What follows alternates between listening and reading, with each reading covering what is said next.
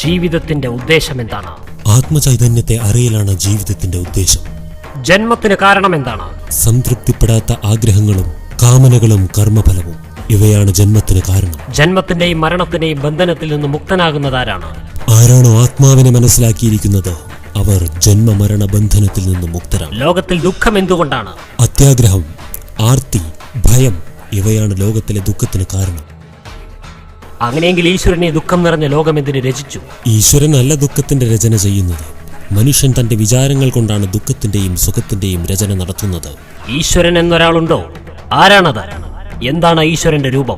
ഈശ്വരൻ സ്ത്രീയാണോ പുരുഷനാണോ? കാരണമില്ലാതെ ഒരു കാര്യമുണ്ടാവുകയില്ലല്ലോ.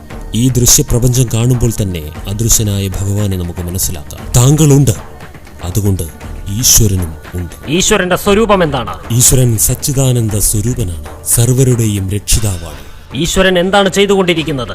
ഈശ്വരൻ സൃഷ്ടിയും സ്ഥിതിയും സംഹാരവും ചെയ്യുന്നു. അഥവാ ഈശ്വരനാണ് സർവ്വതിന്റെയും രചയിതാവെങ്കിൽ ഈശ്വരന്റെ രചയിതാവ് ആരാണ്?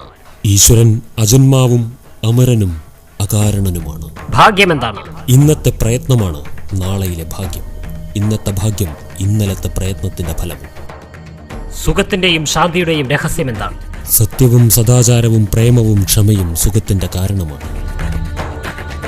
മനസ്സിനു മേലെ നിയന്ത്രണം എങ്ങനെ പ്രാപ്തമാക്കുവാൻ സാധിക്കും? ഇച്ഛകളും ആഗ്രഹങ്ങളും ചിത്തത്തിൽ വാസനകളെ നിർമ്മിക്കും. ഇച്ഛകളുടെ മേലെ വിജയിക്കുകയാണ് ചിത്തത്തിനു മേലെ വിജയിക്കുവാനുള്ള വഴി. സത്യമായ പ്രേമം എന്താണ്? തന്നെപ്പോലെ തന്നെ മറ്റുള്ളവരെയും കാണാൻ കഴിയുകയാണ് സത്യമായ പ്രേമം. ആസക്തി എന്നാൽ എന്താണ്? പ്രേമത്തിനോടൊപ്പം മാനം, അധികാരം, അപേക്ഷ എന്നിവ കലരുമ്പോൾ ആസക്തി ഉണ്ടാകുന്നു. ബുദ്ധിമാനാരാണ്?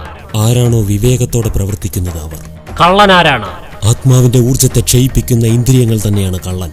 ഉണർന്നിരിക്കെ ഉറങ്ങിയവനാരാണ്? ആത്മാവിനെ അറിയാതെ ജീവിക്കുന്നവനാണ് ഉണർന്നിരിക്കലും ഉറങ്ങിയവൻ. നരകം എന്താണ്? ഇന്ദ്രിയങ്ങളുടെ മേലുള്ള ദാസത്വമാണ് നരകം. മുക്തി എന്താണ്? അനാസക്തി തന്നെയാണ് മുക്തി. ദുർഭാഗ്യത്തിന്റെ കാരണം എന്താണ്? അഹങ്കാരമാണ് ദുർഭാഗ്യത്തിന്റെ കാരണം. സൗഭാഗ്യത്തിന്റെ കാരണം എന്താണ്? സത്സംഗവും സർവരോടുമുള്ള മൈത്രിഭാവവും. മുഴുവൻ ദുഃഖത്തെയും നശിപ്പിക്കാൻ ആർക്കാണ് കഴിയുക?